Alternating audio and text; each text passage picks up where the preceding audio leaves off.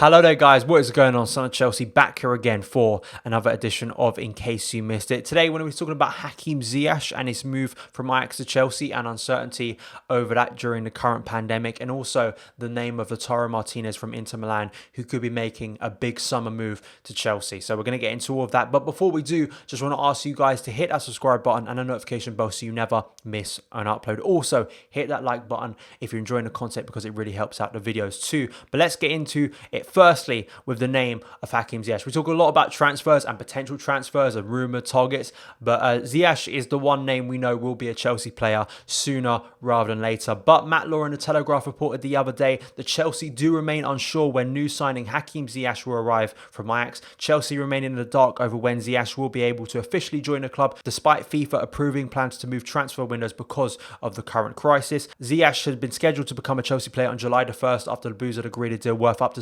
36.6 million for the player with Ajax in February. But the current pandemic and the subsequent suspension of football all over Europe has cast doubt on when Ziyech will now become a Chelsea player. Then the likelihood is that Ziyech will join Chelsea once both campaigns were over.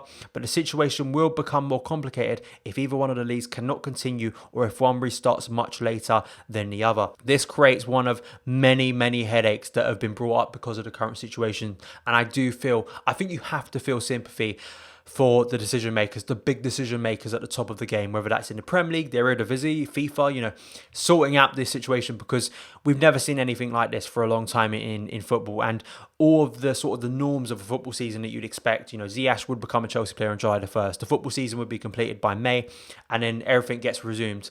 With the current situation, there is no schedule, there is no time limit. We don't know if these seasons are going to be completed. That seems like something that's still up in the air. We've been debating about for weeks, but still there's been no clarity on that situation. These seasons could be cancelled completely. And as this article points out, it would not make financial sense for Chelsea to take on Ziyech's wages if we were to get past July the 1st and the season hadn't been completed.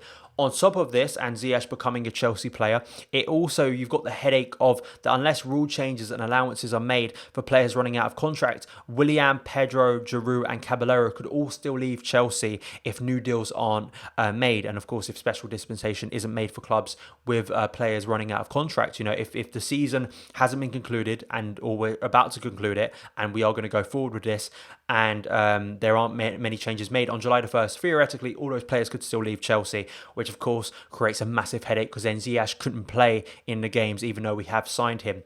The good thing is about this article is that it does point out that Chelsea and Ajax do have a good working relationship, so you feel like a compromise could be made, and I feel like the governing bodies, it's their responsibility to try and sort out issues like this. If the season is going to be concluded, if European seasons, major European seasons are set to be completed, then UEFA and FIFA have to come to some sort of agreement that players like Ziyech can stay at clubs like Ajax for a little bit longer, complete their seasons, and that can be a working relationship between the clubs. And also the likes of Willian, Pedro, Caballero and Giroud stay on for just a little bit longer to complete the seasons we still have to finish.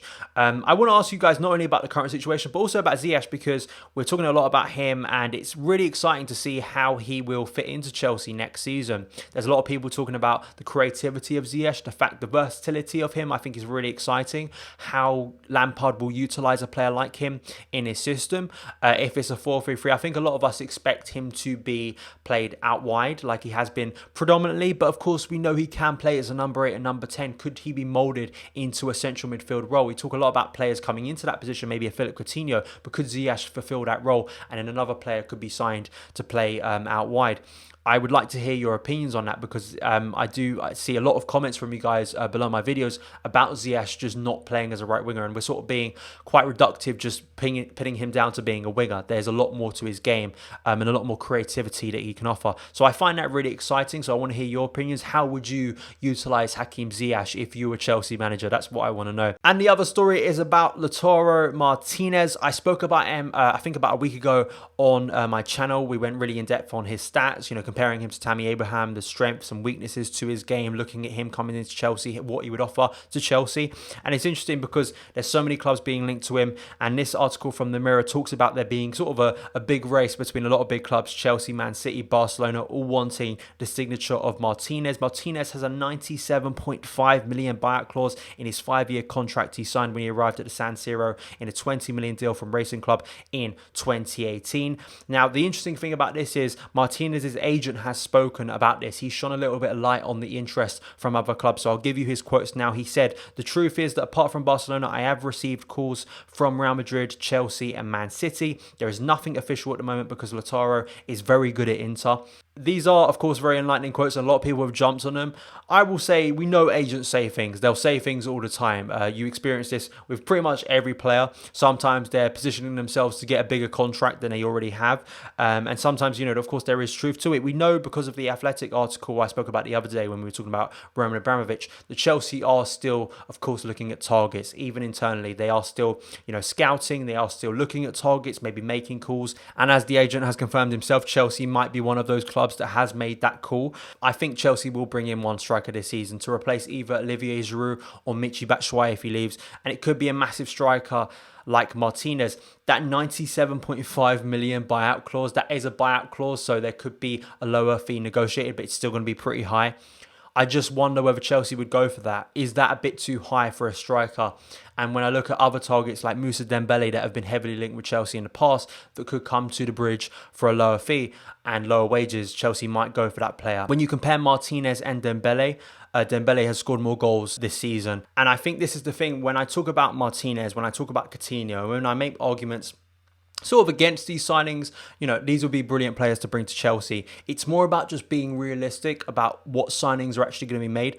This current situation, the current pandemic, you feel like, and already has affected football. We're talking about Ziyech. It's going to affect not only situations like that with players that you have signed already, it's going to affect maybe business this summer severely. Whenever the transfer window takes place, are clubs going to spend a lot of money in the current financial situation? Clubs are willing to let their players go.